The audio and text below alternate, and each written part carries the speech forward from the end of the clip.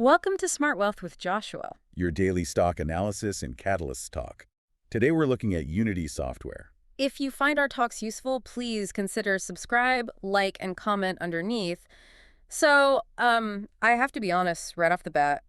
When I saw Unity on the docket for today, I flinched a little. Yeah. I feel like this is one of those stocks that has, emotionally scarred a lot of investors over the last few years. It has been a rough ride, no doubt. I mean, if you were holding through 2023 and 2024, you have battle scars. Oh, for sure. It was a darling of the pandemic, then it crashed, then there were management issues.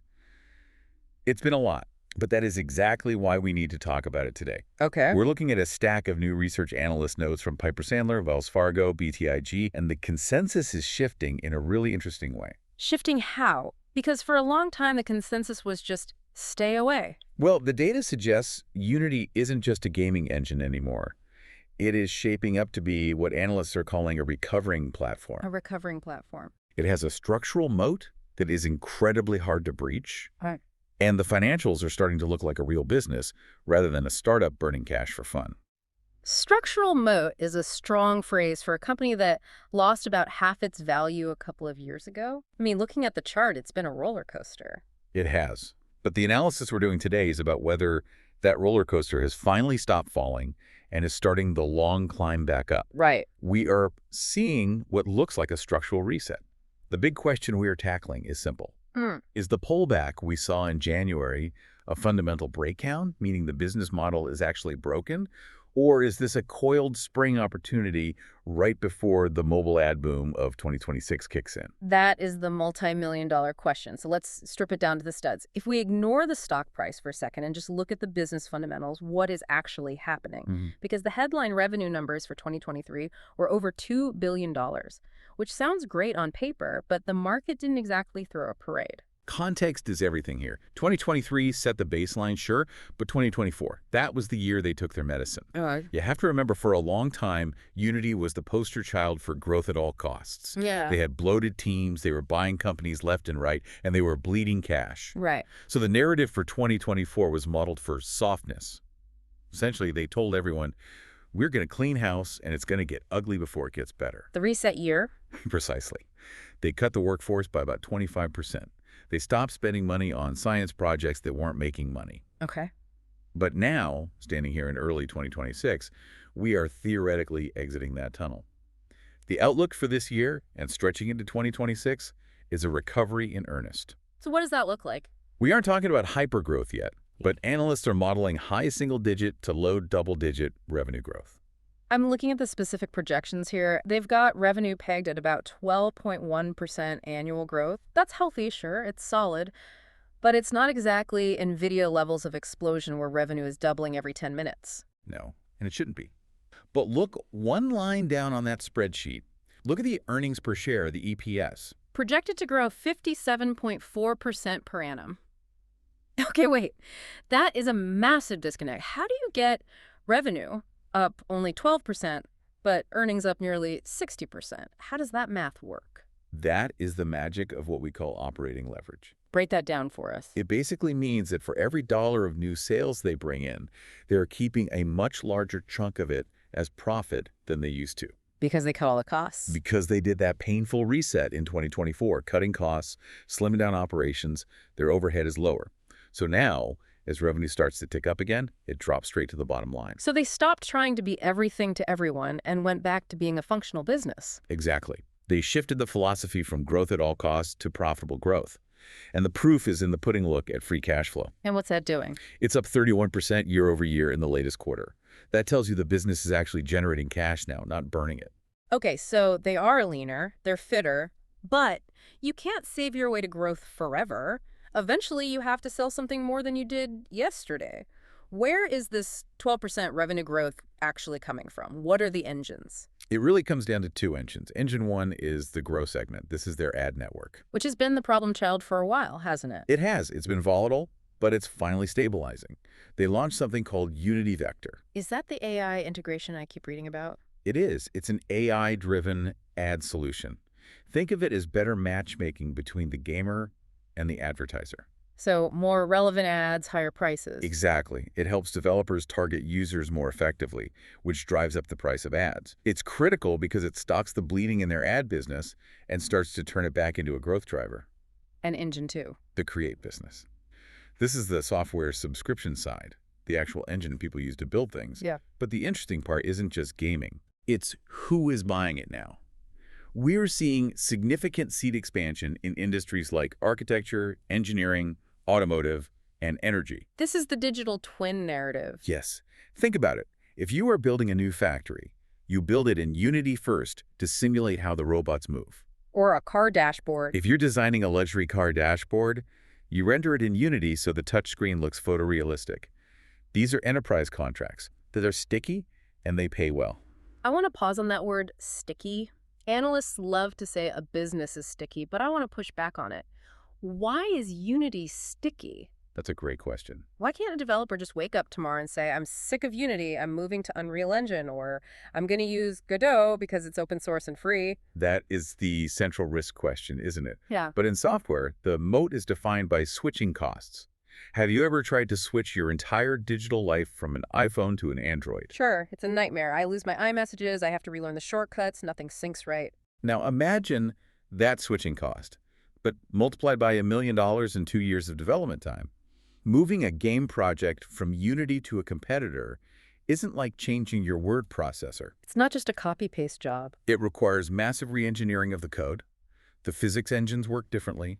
The lighting renders differently. Yeah. The assets don't transfer one-to-one. It is painful, expensive, and time-consuming. So it's the Hotel California model. You can check out anytime you like, but you can never leave. Basically, once a studio builds a pipeline around Unity, ripping it out is almost impossible without stopping production for months. And Unity is making it even harder to leave by building a flywheel. Ow, so? They have integrated their ad mediation iron source level play and that new vector AI directly into the editor. Ah, I see. So if you were building the game in Unity, the absolute easiest, most frictionless way to make money from that game is to use Unity's ad tools. It's all right there in the dashboard. You could use a third-party ad network, but why would you if the button is right there? Exactly. It creates a path of least resistance. Plus, they are expanding the ecosystem in ways that surprised a lot of people. Did you see the note about the partnership with Epic Games? I did, and that confused me.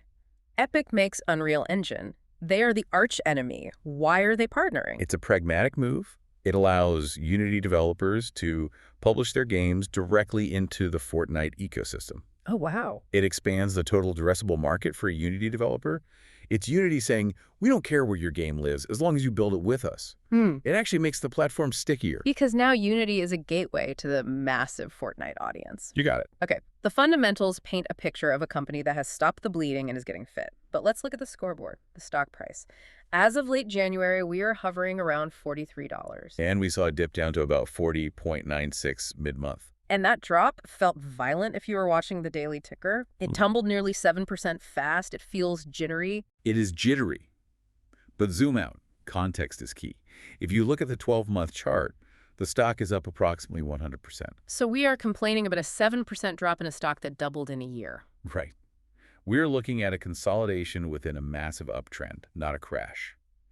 That mid-January sell-off created what I call an oversold contrarian setup. Explain that for the listener who isn't a technical analyst. What does that actually mean? Imagine a spring. The stock was pushed down to that $41 level, mostly by fear, which we will get to in a minute. Okay. But the fundamentals didn't change. The earnings didn't change. So the price is compressed like a coiled spring. The technical indicator suggests it's oversold, meaning the selling pressure has exhausted itself. And now there's potential for a rebound. Potential for a rebound back up to where the analysts think it should be. It definitely feels like a battleground stock right now. The volume is huge. It is one of the most watched stocks on the institutional dashboards. The flow is high, lots of retail and institutional money moving around. But here is the interesting signal. Despite that 6% drop in a single day, the momentum signals are still flashing green. Really? The 90-day share price return is sitting at around 25%. So short-term momentum is still beating the general market. Yes, as the old saying goes, the trend is your friend. And right now, despite the chop, the primary trend is still up. Let's talk about the mood. because price is just what people pay, value is what they get, but sentiment drives the volatility. How is the market actually feeling? If we look at the quantitative scoring, which scrapes news, blogs, social media, the mood is what we call bullish leaning. Bullish lean in. It's about a 60-40 split in favor of the bulls. That's not overwhelmingly positive. There's still a lot of skepticism out there. Which is actually good. You don't want everyone to be bullish. That's when market tops are formed. You want a wall of worry for the stock to climb. But the real story isn't the social sentiment. It's the smart money. The analyst upgrades we've seen recently are very specific and very aggressive. Who is making moves? Let's start with Clark Lampen at BTIG. He upgraded Unity to a buy with a $60 price target. That represents about a 33% upside from where we are sitting right now. And usually analysts just follow the price. If the stock goes up, they raise targets. Did he give a specific reason? He specifically highlighted that the market is underpricing the grow and create features. He thinks the new in-app purchase tools, the IAP features, are going to make way more money than the street realizes. He sees hidden value there. Okay, so he thinks the cash register is going to ring louder. Who else? Thomas Champion at Piper Sandler. He upgraded to overweight, which is their version of buy, with a $59 target. His note was all about the future. The future being? He said the mobile app ad market looks healthy entering 2026. And Wells Fargo. Alec Brondolo at Wells Fargo, he has a target of $51. But he used a word in his report that I love. Towards? He predicts a torrid year for mobile game ad growth in 2026. Torrid isn't a word you use for 2% growth. That implies heat. Fast, aggressive growth. Exactly. And this aligns with the institutional flow we are seeing. We track hedge fund activity, and interest is rising right alongside these upgrades. It's a classic divergence. Divergence between who? Between retail investors and institutions. Retail investors are fearful. They hear AI is going to replace coding or Google is launching a game engine, and they get scared. They sell. And the institutions. Meanwhile, the smart money, the institutions, are accumulating.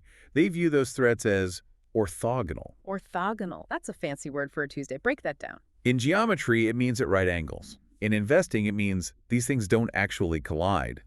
The smart money thinks the threats retail investors are worried about won't actually impact Unity's core business in a damaging way. Well, let's stop dancing around the scary stuff. If the smart money is so confident, why did the stock drop 20% on rumors recently? We have to look at the bear case. What could go wrong here? The big recent panic was the Google fear.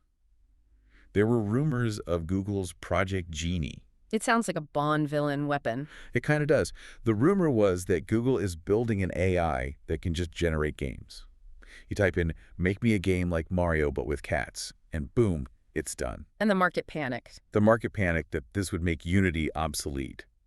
Why pay for a game engine if Google can just dream up the game for you? Logically, that makes sense. If AI can write the code, why do I need a middleware engine? That's the retail fear. But the contrarian view, the orthogonal view, is that Google has a long history of launching cool projects that don't actually kill the incumbents. Remember Google Stadia? Game streaming service, yeah, that didn't go well. Rest in peace. Exactly. Building a cool prototype is one thing. Building a workflow that professional studios rely on for multi-million-dollar projects is another. The smart money views this as noise, at least for the next 3 to 5 years. A headline risk, not a fundamental risk. Precisely. Okay, so Google might be a paper tiger. But what about the real competition? AppLovin. Now, that is a tangible threat. AppLovin runs a competing ad network, and frankly, they have been eating Unity's lunch for the last 2 years. They have a head start. A massive head start in AI-driven advertising. And this matters because in ads, better data equals more money, right? Right. It's all about CPM, cost per mil. Basically, how much an advertiser pays for 1,000 views. AppLovin's AI is currently really good at finding high-value users, so developers make more money with them. And if Unity's new AI can't match that? If Unity's vector AI fails to catch up, or if it doesn't improve those payouts, developers will just use Unity to build a game, but use AppLovin to monetize it. And that breaks the flywheel you talked about earlier. Completely. Yeah. That is the execution risk. Yeah. Unity has to prove vector works. They can't just say it works. The developers need to see the checks get bigger. There's also the issue of IronSource, the ad company Unity merged with. Their Q4 revenue was down 5% quarter over quarter. That is not growing. That is shrinking. It is. And if ad fill rates lag, that revenue number keeps dragging down the whole ship. It doesn't matter how many people subscribe to the software if the ad business, which is the high margin part, is shrinking.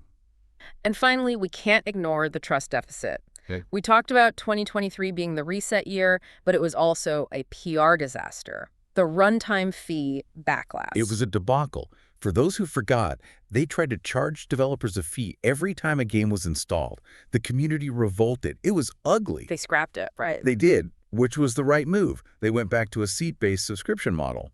But trust is hard to build and easy to break. Right. Retention of top studios is critical. If AAA studios start leaving because they don't trust management to keep prices stable, the moat cracks. They need a year of boring, stable leadership to rebuild that bridge. Okay, we have weighed the good, the operating leverage, the recovering ad market, the smart money buying against the bad, the competition, and the trust issues. It is time for the verdict. Where do we land on Unity software? Taking everything into account, the fundamentals, the technical setup, the analyst upgrades, and the risks, we're aligning on a bullish score of 7.5 to 8 out of 10. That is fairly high given the risks we just discussed. Walk us through the thesis. The thesis is that Unity is a classic recovery play. It's an asset that was priced for death but is actually getting healthy. Okay. It has a structural moat.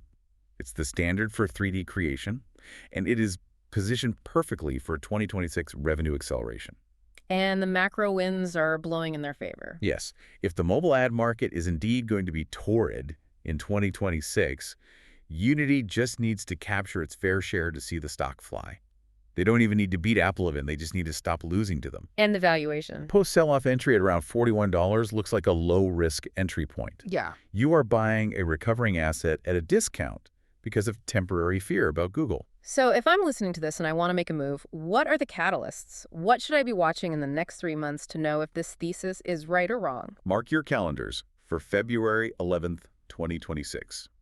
That is the Q4 earnings report. That is the primary catalyst. What are we looking for in that report? Just beating the revenue number? No, revenue is secondary.